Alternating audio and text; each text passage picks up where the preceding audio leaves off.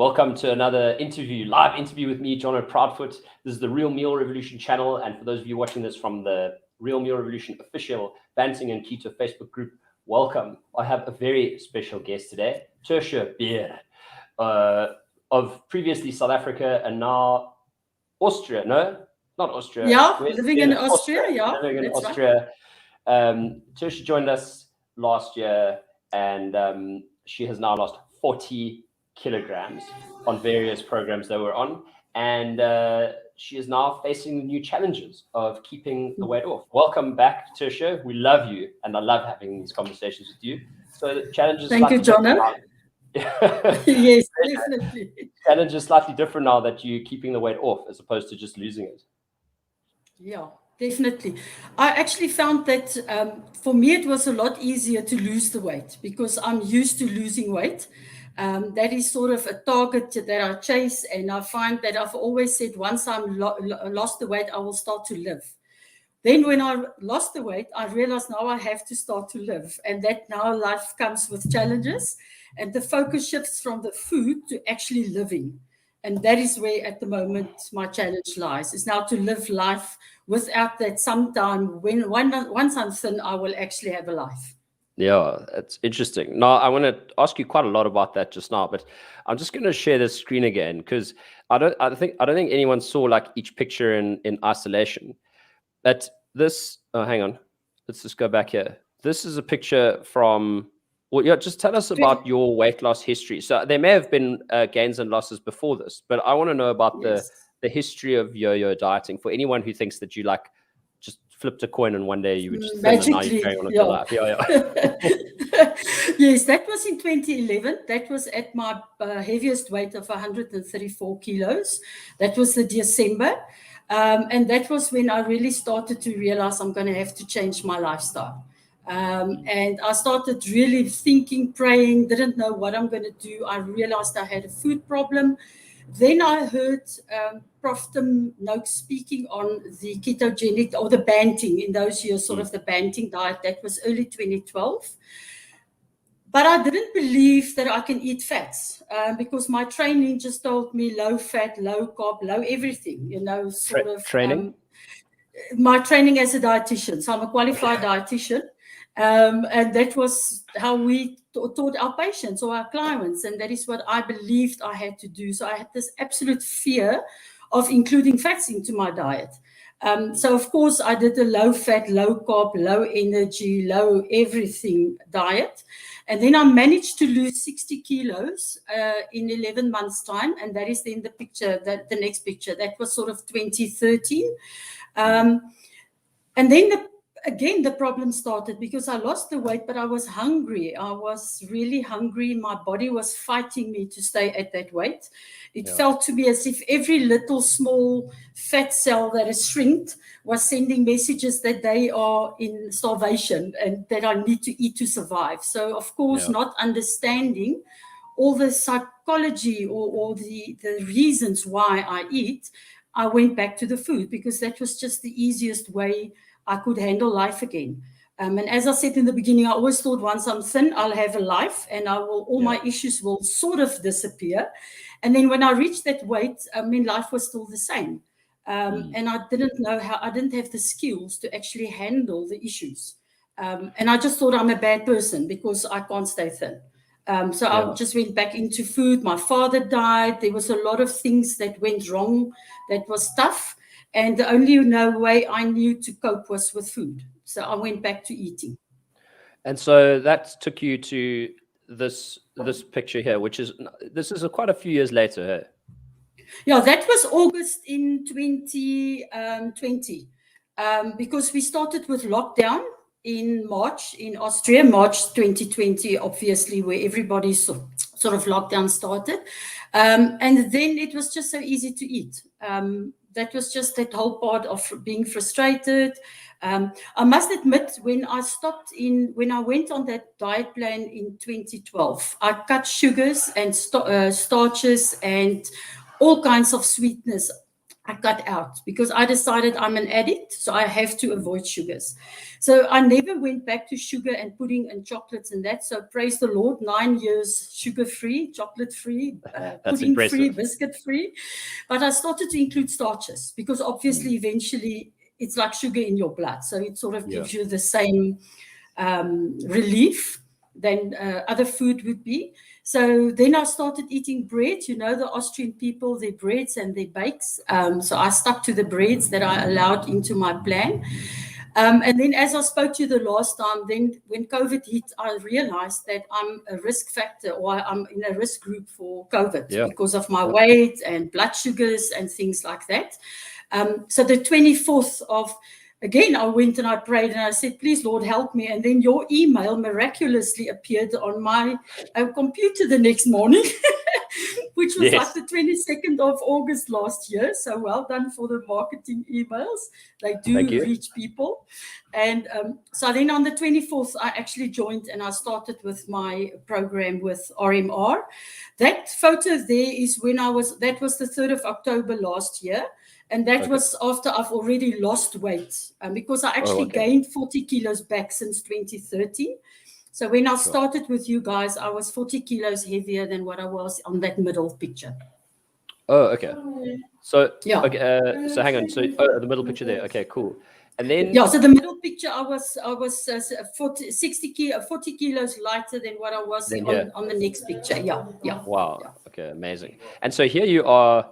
This was actually the like success story picture that we put up. It's actually still on the website. So if you go find your page, this is your after picture. So it's actually, I think it might just be these two together as the success story. Because there I was down 30 kilos. Yeah.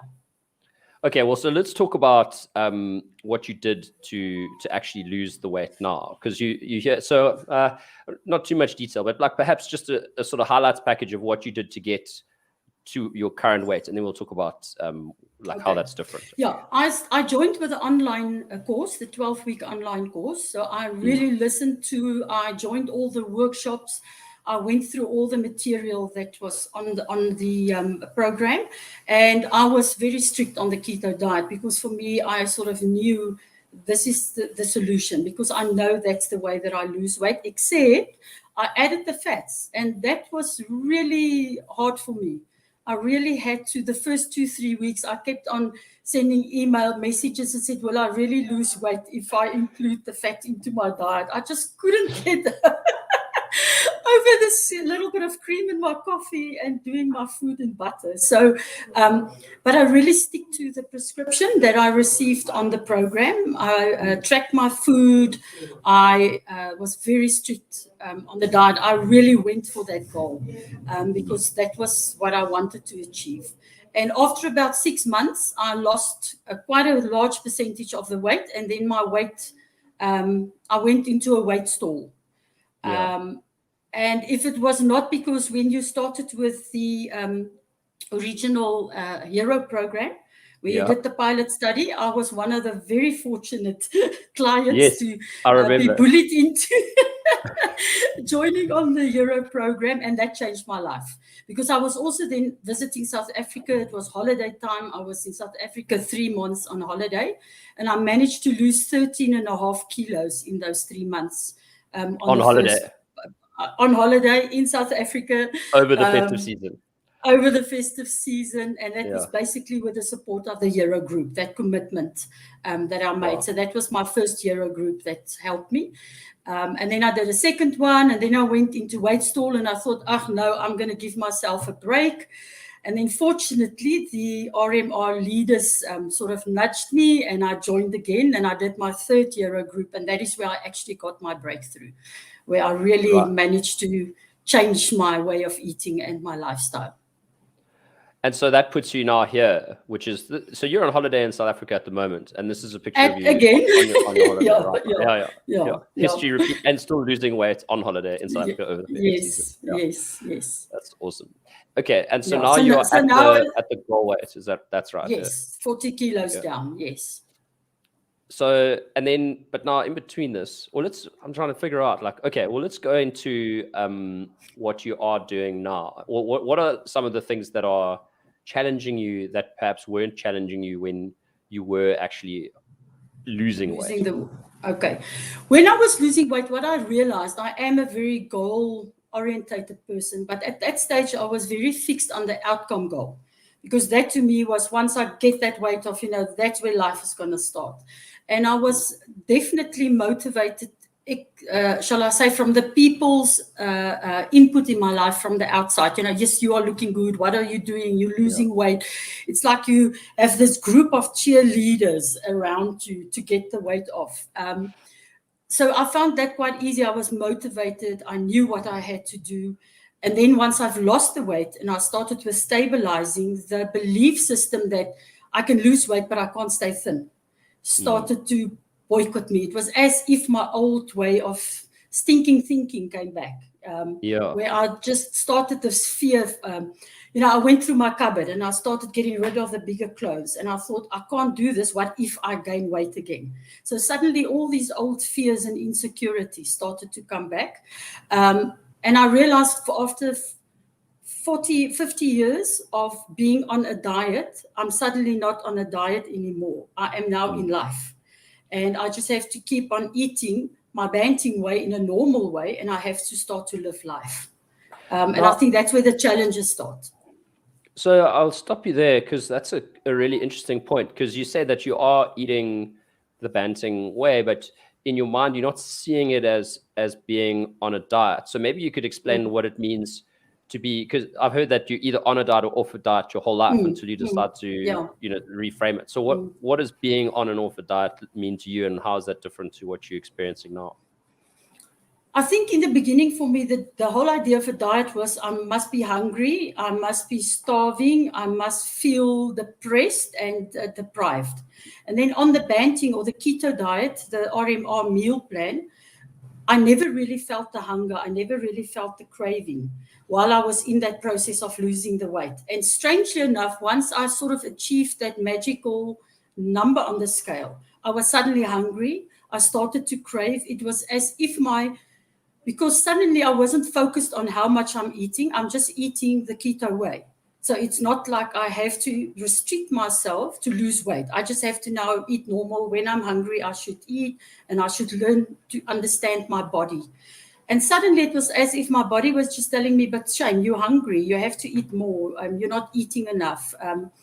It was, as I said, it was really old thoughts coming back, but also maybe realizing the fact that for me, it's now a lifestyle. It's not, I'm off the diet. I'm in a lifestyle. And as I say, suddenly after, say, 6 months or 4 or 5 months being at a normal weight, it's not as if everybody is saying, oh, you're looking good. And what are you, suddenly I'm just, shall I say, a normal weight person in life. And it's as if the cheerleading or the outside reward of what I'm doing has disappeared. And suddenly I have to dig deep and have that intrinsic motivation. Why am I doing this? For my own health. And it's not to get acceptance from other people. It's not to be to look better. It is now, why am I where I am? And now I need to change the thing that came up for me was stress, because I realized previously if I had stress, I would eat about it. And suddenly I sit after a year of doing the right thing, and suddenly the stress is increasing, life is happening, and I really have to handle that without food. And that is where the psych program came in for me, in this maintaining the body weight. Well, I have like 1,000. I want to ask you a question about literally every single thing you problems. Said, I think the one thing you said that's really interesting, and it's something we've seen quite a lot, where that glory moment where you post the before and after photo, and everyone loves it, and I love it too. I'm like, yes, success, great. And there's like 1,000 likes, and everyone shares it. And people message you and they send you all this love, and then there's just this cliff of attention that you fall off, and everyone's giving you the high five, and then it's just life carries on, and you realize, oh, now what? What now? So I totally get that, how that's almost like an anticlimax. So that digging deep is to try to attach it to things that are still valuable for you beyond external validation, I think is kind of what you're saying. Yeah. And so what are those things for you? For me, I really focused on the health, and to know that I'm doing this not just for my own health, but also for my family, to be part of the family. I want to play with my grandchildren one day. I want to still in 10, 15 years, 20 years, be able to walk, go for a hike. Quality time with my family is important for me now. While I was losing weight, that was not sort of the most important thing for me. It was to get to that weight, get into the smaller clothes, and then I'll be happy. So for me, the value is now to really look at why did I do what I did, and being proud of where I am, and then changing my distorted thoughts and my limiting beliefs. So those are the things that that has helped me in this last couple of weeks, shall I say, with the maintenance, is to look at the core beliefs, the limiting beliefs. Like, I'm extremely good at losing weight, but I'm extremely good at gaining it. So that limiting belief, to actually realize, but I'm good at keeping it off, because I know I've got the skills, I've learned the basics, I can do this. So to change that limiting belief into an empowering belief is one of the things that I'm regularly working on. And then I must say the Eat Sight program with Victoria, that I got so much information in understanding why this, shall I call it a refeeding process, falling back into old habits, why this is happening. And while I was in that 12-week program, I got all the information and we did practice it. But what I'm realizing now life happens. And I have to sit and, okay, this is happening. Which skill can I use? Where's the toolbox? What can I do? And I'm starting to really practice and live those tools and skills that I received in the Eat Sight program. And that to me is that difference of just losing the weight, being on a diet, cutting back, depriving myself sort of feeling from. The one thing that Victoria said that really hit hard home was the pleasure thing. Because for me, if I enjoy my food, there's something wrong. I'm not supposed to enjoy my food, because I never did before I joined RMR. It was always this horrible place to be. And suddenly knowing that I can eat without feeling guilty and I can enjoy my food. So I think one of the things that happened once I achieved my goal weight and I took my focus off the food and I'm starting to live life, I feel, it's a strange way, but I feel unanchored, because I was anchored for 50 years focusing on food and what I should eat, shouldn't eat, how much I should eat. And suddenly I can live life and I can enjoy my food, and I don't have to panic about my next meal or obsess about the next meal. And I think that actually made me feel disconnected, because it's new. I've never been at this place where I don't have to focus on the food. Well, you said something interesting, which I think would have brought you back to food in the past, and so this is a practical application of, you were talking about core beliefs and your values and everything, and then you said earlier that one of the triggers or things that's come up is when you're really stressed. So obviously you're traveling and there's all this stuff going on, and so could you give us just a specific tool that you use now, like when you are stressed and you don't go to food, how do you process that? Okay, one of it are basically very simple. I sort of worked out a plan for myself. If I feel I'm stressed, what am I going to do? And something so simple, I laughed at it. I really thought it's quite funny when we were taught about this as breathing exercises, just to breathe. Take a moment and breathe. It's amazing how that sort of just centers me and brings me back to the situation. The mindfulness of just knowing that it is okay, I am in a stress situation, but I can handle this without food. The other thing that comes up, I use the DDDs, the delay, the distract, and then the decision and the delight. So that technique I use, I want to say basically nearly every single day. And I share that on my Hero group about every single day, of that, getting that distance between me and the food and really working through that process. So for me, that's an absolute, I just can't go without that tool, if I can put it that way. So that's one thing. The other thing that I'm really doing is for me to de-stress, is to self-soothe. Do something like go and have a nice bath, light a candle. I just shared the other day, which is so strange. My mom uses specific perfume, and she gave me a bottle of that perfume. And my son always laughs at me because I go and put some perfume on, and then he says, "What are you stressing about?" Because he now knows I use my sense of smell. The moment I use that perfume, it sort of calms me down. It makes me feel safe, So it's small little things that to me sounded totally ridiculous. Yeah. And once I started to implement it, it just takes me away from the food and helps me to. Oh yes, and the other thing is the exercise. To go for a walk, go outside. So those are basic things that I'm using to de-stress, if I can put it that way. Well, so that is awesome. And even more awesome is the exercise, because I think a lot of people think you have to, go in and do CrossFit and like die of starvation to lose the weight. And if I remember correctly, you didn't actually do much exercise at all while you were losing the bulk of the weight. Is that right? Yeah. No, I only started, it was my third hero program where I did an exercise outcome goal. And all my process goals were linked to that outcome goal. I wanted to walk 10 kilometers. And to me, it was like walking from the kitchen to the couch, So it was a total new thing for me. I had a lot of pain in my feet. I couldn't really walk. So as the weight went, I lost the weight. And of course, the inflammation because of the ketogenic diet, I could actually start to walk. So that was probably, I'm working out about April, May last year. That I then actually only started with bringing in some sort of an exercise, which was walking and like strength and balance exercises. Yeah. So I sort of lost quite a lot of weight before I started with exercise. Okay, but you're not out there like running and pumping iron. No, I'm trying to still. One of my process goals, you will laugh at this, was affirmations on why exercise is good for me. Because for me, one of the limiting beliefs I realized is that I used to exercise when I had to lose weight. So I saw that as punishment. With the starvation and deprivation, the moment you mentioned exercise, to me, it was like punishment. So I went through a process where I had to write every day an affirmation of why exercise is good for me.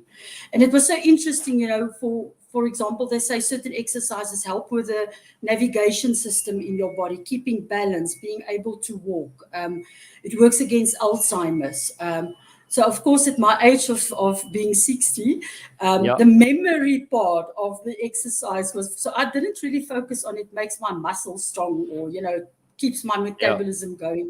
I focused more on, so if I went walking, I thought, okay, now I'm going to remember what I'm learning and, my mind is going to be clear. So I really focused on affirmations on brain, the effect of the exercise on my brain. And that helped me to change my attitudes toward exercise. But I'm not somebody that will go for a run or do CrossFit. I'm basically just doing, shall I say, basic exercises to keep my health, to keep on moving, Yeah.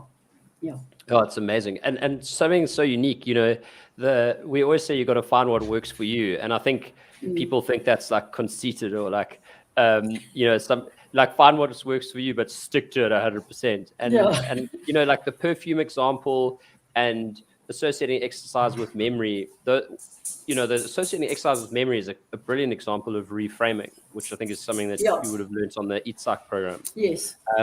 Which is amazing. And I don't think people would have thought of that unless they actually went through the process of actually thinking like, how can I reframe this in my mind? Because a lot of people are stuck in like exercise equals pain, or just like health equals pain, basically.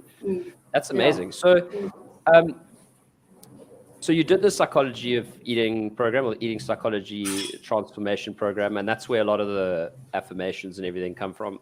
But the day before you signed up, or when you signed up, you thought this was going to be like a 3 to 6 month exercise, crush the weight, and then carry on with your life. But obviously, that's not what's happened. So, like, if you were speaking to someone now who wants to just lose the weight quickly and lose 12 kilos or 20 kilos and carry on with their life, what is your sort of word of wisdom that you can share on that? Yeah, for me, I must say, I don't think there's anything wrong in trying to lose the weight as quickly as possible. Because for me, losing the weight at a good rate kept me motivated. So I was strict on the keto regime as prescribed to me. In other words, for me, I didn't want to cheat. When somebody spoke about, can we have a cheat meal? What do I do with social occasions? For me, it was just, there is no cheat because I'm just not going to do it because I'm going to chase that goal. So I would say that it's not wrong losing weight fast, as long as you start to put emphasis on the psychology side as well. And as long as you start to understand that it is not just about the scale. It's definitely what happens in your head. And that is why I'm so grateful that I had the psychology workshops with Victoria even before the psychology of eating program, because that just taught me why. Why do I eat a whole cake and then I feel ashamed and I feel guilty, for example? But somebody else can have one slice and they stop. So understanding I'm not just a bad person without discipline or that don't have willpower, because I actually think I've got amazing willpower. If I look at how I have been able to deprive myself from food, I think I've actually got more willpower than a lot of other people. But why does that willpower at some stage is not enough to carry me through? And that is where the psychology part comes in. So I would say push as hard as you can, do your keto as hard as you can. But understand that you are still human and there's a psychological part that can cause you to go off the rails. And you need to follow up in the process of losing the weight. You need to look at starting to work on the psychology side as well. So I will never tell people don't try and lose fast. I'm a person, I wanted to see results. I gave my everything. And that definitely kept me in the running, because I think if I only lost 3 kilos in 3 months, I would have disappeared as well. So there's a balance for me between seeing the results, because for me, it was still that little bit of a reward. If I do sacrifice the food, I want to see the reward on the scale. So I know I'm also working a lot on the rewarding, because I find that food was always my reward. So I've also worked out little action plans of, if I feel I want to eat because of a reward, I sort of have things in place that I go to instead of. Like non-food rewards, basically. Non-food rewards, yeah. For example, I would look at, even strange things like putting on new clothes that I've got in my cupboard, the smaller clothes, and just looking at myself and say, wow, you've worked so hard. You can really feel proud and grateful, always grateful for what you have achieved. Or I will again do a bubble bath with candles, scented candles, and just lie in the bath for an hour. So I've just had to work at changing the way I reward myself. That to me is a very strong trigger of food. Was always a reward system that I used. So I would say push, lose the weight, but work on the why and the psychology side while you're doing it. Like as a father of 2 young kids, the thought of an hour long bubble bath is like it's a distant. Like I can only dream of that one day in years to come. But that's really amazing. There was a question I wanted to ask you. It was about no, I'm going to lose it. This is goody as well. I can just also put it in that the one thing that I think for me to keep my weight off is the shame and the guilt issue. That's what I was going to ask you about. Like, how do you deal with that? So if you do cheat or you do have a blowout, and I was going to ask if you actually did ever have a cheat and what you did to get yourself from being in the shame. Track. Yeah. I'm very fortunate that I do see myself as a sugar and a carb addict. So I don't go back. If I cheat on the green list and I will have too much food. So my portion sizes will be too big. And the one thing I do struggle with on the orange list is the coffee and cream and nuts. That to me is still like a little bit dangerous. Yeah. And what I find for me now to handle the shall I say, the shame and guilt is like just last night, I had a situation where I just suddenly was busy eating nuts. It was just there. My mom put it down and I just mindlessly started to eat the nuts. And I actually reported that or set that onto my Euro group. And I said to them, this is what happened. My struggle was I just started to eat the nuts, the macadamia nuts. Fortunately, it was a small packet, but I finished it. And And I just had to say it happened. And I asked myself why. And I just realized it was a habit. My mom put it down, I ate it. There was no emotional link or anything like that. So I just had to admit it was a habit. I just did it without thinking. I reported it on my accountability group. And I said to them, the win is that I'm sharing it. Because previously I would not have shared something like that. You know, to me, there would be shame and guilt. And it was so amazing, their perspective also on my win, because I mentioned my struggle, and then I said my win was that I'm actually admitting it, because previously I would not have admitted. So I must say there are times where I eat more than what I should, but I've never been back to the red list or the light red list or sugars or things, because to me that's just not part of my life anymore. I'm so grateful for that. That's just not, So if I feel that I ate more than I should, I just try and put it, shall I say, to let it go. It happened. I try and analyze. I try and analyze and think, was there an emotion involved? And often I find it's just a habit. You know, I walk into the house after a fantastic day, and the first thing I put the kettle on, make coffee, and then I want to eat something.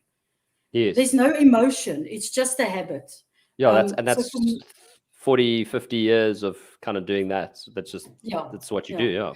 So that's something that I find interesting since I've been on the weight maintenance, is that sometimes it's an emotion, sometimes it's just a bad habit that I need to become aware of. So for me, it's just getting back the next meal. I don't punish myself anymore by now I have to fast for 5 days or anything like that. Big weekend, 5 days, 5-day broth fast. Yeah. So I just decided it happened. What can I do that it won't happen again, or be more mindful next time? And then I just move on as normal. So that's the way I'm handling at this stage. Yeah, it's really inspiring, Tertia. So thank you so much for coming online again to chat about your journey. I've loved listening to every step of the journey, and it's amazing having you as part of our team and, you know, as part of our client base, because I think you share some really powerful stuff, and you come from a background with a lot of authority on this. So it's amazing to see how, you know, you've changed your own mind and challenged your own beliefs, you know, as you've gone on this journey. So thank you so much, and congrats on all of your success. It's amazing.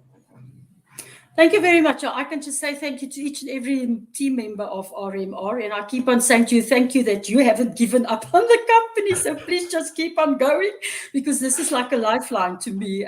Is the accountability, but also what I'm learning and implementing it and getting feedback. You know, that is important for me, to be part of this community that understands my confused mind at sometimes, with the distorted thoughts and that. So, thanks for that. Awesome. Cool. Thanks, Tertia. Enjoy the rest of your holiday in South Africa. You might be here longer than you thought. I'm not going to say a word about that. So, because my husband is supposed to fly out on the 10th of December. So I'm praying that they lift the bans, but we'll just handle it as, fortunately, we can carry on online. So that's okay. That's fortunate. All the best, Tertia. Bye.